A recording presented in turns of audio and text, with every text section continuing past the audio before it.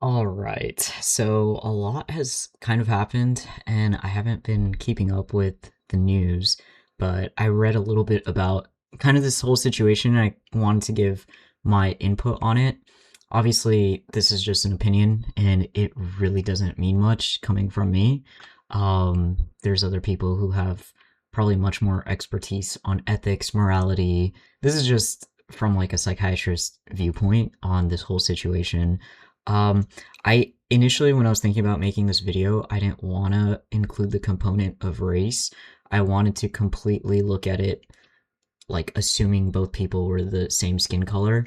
But obviously, that's a huge component of this, and that's why a lot of people are, essentially seeing this as a potential issue, um, unjust rulings, whatever it might be. So I think leaving that out would have been unfair to the whole situation, but I'll address that and kind of give my input on that. So essentially, this is about the Carmelo Anthony case. I think that's his name.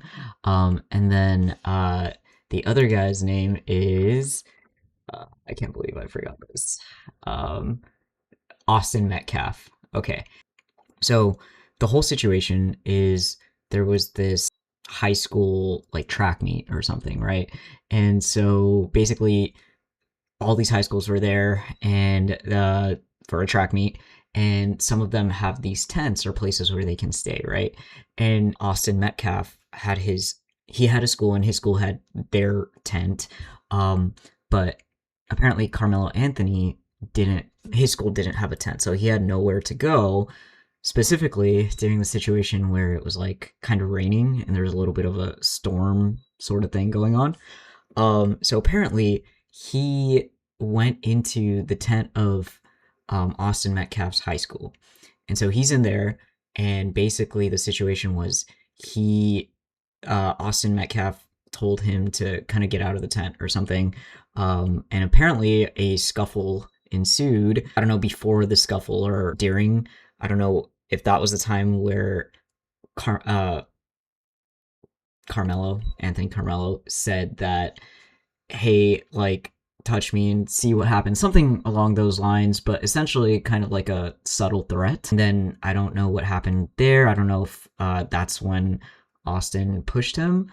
But essentially, what happened after that is Carmelo Anthony grabbed there was a knife in his backpack, and he grabbed it, and then he stabbed Austin in the chest. The knife went into his heart. He ran out in the bleachers, essentially asking for help.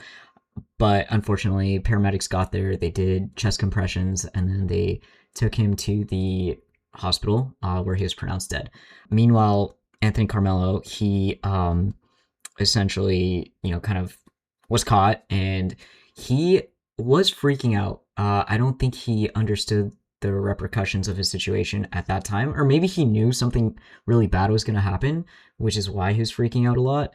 And then during, I think I remember reading during the, while the police were kind of apprehending him, he was saying, would this count as like self-defense or something along those lines? I'm not sure.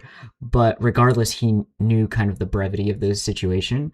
And what he did was essentially not good. So, a couple things. What happened was he went to trial and he got 35 years in prison.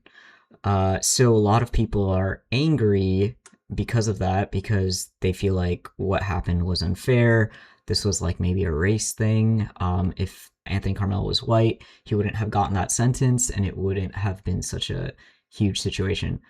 Um, so let's kind of look at, let's look at the situation. Let's see if, what sort of ethics, what sort of morality, like what kind of like plays a role here. So you have this white guy, you have this black guy, right?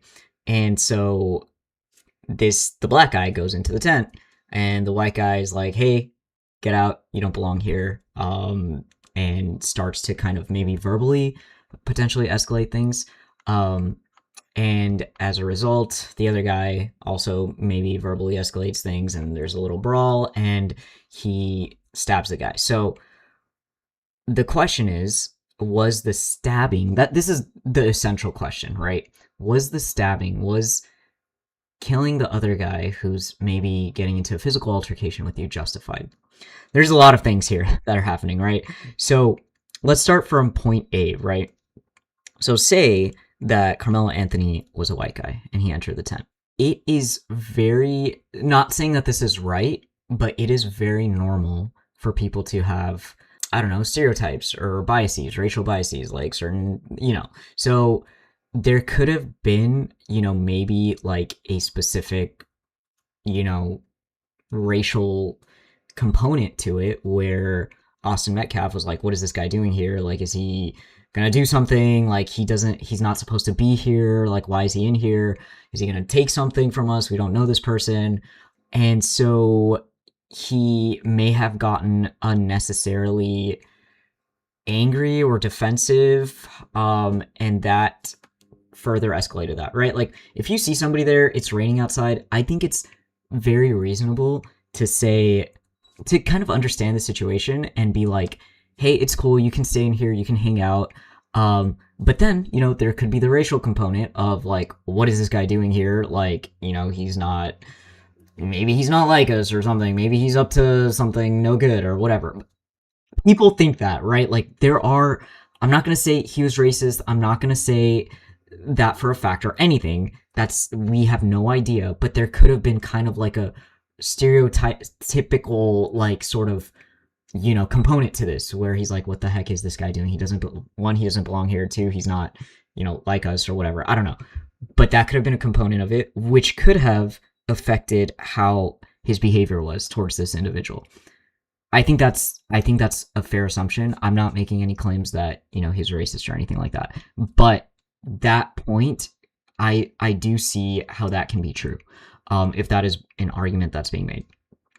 So that leads us to kind of that part, right? So it was possibly unnecessarily escalated, right? Because of that specific sort of difference. But, was the other person justified in reacting the way that they did based off of that person's reaction, right? So in a perfect world, nobody would be stabbed, right? But somebody who maybe also be perceiving this as maybe a racial thing, that could also escalate the situation a lot further. Like, hey, maybe you're looking at me as somebody who doesn't belong here. I don't deserve to be in your tent or whatever, because I'm a different skin color or something like that, right? That can essentially make that person more triggered or more irritable because they may perceive your actions, even though I'm not saying Metcalf thought of it like that. They could perceive it like that, and that would make them feel inferior. And so that could, in turn, make them become more aggressive, right? So all this considered, not only are these like thoughts happening, but now this person who I think he was bigger than Carmelo or Anthony Carmelo, so he's also bigger than him, right? So now he's coming towards him, or now he's being physically aggressive. And so now the guy feels even more inferior, right? So how are you gonna essentially stand up to that? Especially if, I think there was people watching, so now ego is on the line too. Not only is there a racial thing and possibly feelings of inferiority, but now your ego's on the line because there's other people watching. And so it could get to the point where, and also like impulse control is something that comes into play here. I think both parties lacked impulse control, because Metcalf could have just been like, hey man, you don't belong here. And just, I don't know how the situation was. I don't know if Anthony Carmelo actually escalated it, even though Metcalf was like, hey, you don't belong here. Or if it was more Metcalf was aggressive at first. Regardless, it could have been handled a little bit better from both parties. So that said, after the escalation happened, and based off of people's impulse control, and with all of that ego, inferiority, whatever it might be that might be going on in either or party's head, that impulse control was the most important part, because as soon as that happened, he grabbed the knife and he stabbed him. Because I don't think there's a world where somebody, is kind of wrestling you and just trying to move you out of a specific place where you can see that as a threat to your life. And those are the only times where I think lethal force is justified, when somebody is a threat to your life or they're a threat to somebody that you care about, right? If you feel like your life is in danger or that other person's life is in danger and you have to protect them, I think that's the only time where lethal force is justified. So in this situation, I don't think, obviously, I don't think lethal force was justified. I think people get into physical altercations all the time, knowing that, okay, this person's not going to kill me, right? And what kind of situations are these physical altercations where it could seem like the person's going to kill you, right? That kind of situation is where you're backing off and the other person is still trying to like go after you, right? I think that kind of situation is where maybe it could be possibly justified, where you may need to use lethal force. Like, hey man, like take it easy, I'm not going to do anything, like I'm just trying to leave. Very similar to the kind of the Kyle Rittenhouse case, although there's a little bit of nuance there. I have not reviewed that case, but I think essentially he was running away and people were still chasing him, and he had a gun, and it was dark and people had no idea what was going to happen. So I can see where that could potentially be, like, people could argue that, it was self-defense. And I agree it was, probably self-defense, but there's also, he shouldn't have been out there with a gun. Like, that's stupid. Anyways, that's a whole nother topic. But yeah, so based off of all of that, the stabbing, I don't think was justified, just because he's just trying to get you out of the tent. Like, there's no reason to stab the person, but I can see why he did, right? Once again, it was the ego. It was feeling like he was inferior to somebody else. It was the tension of the physical, apprehension, whatever. When something like that happens, your brain enters a fight or flight response, and you have a bunch of stuff going on in your brain. Specifically, norepinephrine is surging through your brain, so your blood pressure is going up, your heart rate is going up, and so you literally have two things that you're thinking of doing: you're fighting or you're fleeing.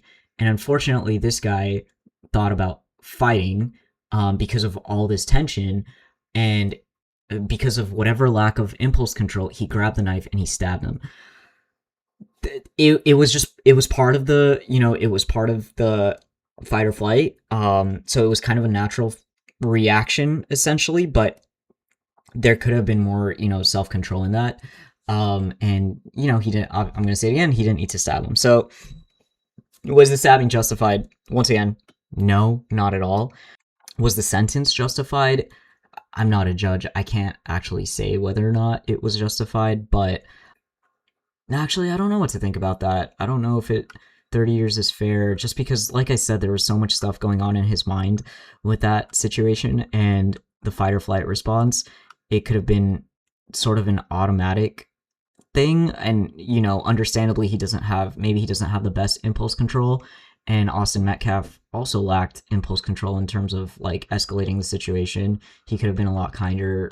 Maybe, I don't know what happened during the situation, but regardless, there was no reason for anybody to die. So yeah, I'm on the side of, Anthony Karmelo did something wrong. He killed a person. So many of these situations have so many different components to it. It doesn't, you can't really say like one thing or the other, apart from murder was not justified in this situation at all. But how purposeful or intentful that was in terms of being a murder, I can never say that, because I wasn't there in the situation. Like, he could have, like, literally, you can't be in these people, like, in this person's mind. You can't know if he was like, okay, I'm gonna kill this guy because he's threatening me or whatever. It could literally be as simple as, like, the heat of like, you're feeling super tense, and then, like, you don't know what to do. You have a knife and this guy's bigger than you, and you want to, like, maybe you're going to defend yourself with, stabbing his shoulder or something, and then he missed and hit his heart. But I can't say that. The heart is very specific. Like, that is a very specific area to aim a weapon at. So that could be a little bit targeted, which is also why I think, people are like, okay, like, that was extreme. You could have stabbed him literally anywhere else. If it was just self-defense and you wanted him to like not destroy you physically, you could have just hit his arm or like his leg or something and just like hurt him, but you aimed for the heart. So once again, totally not justified.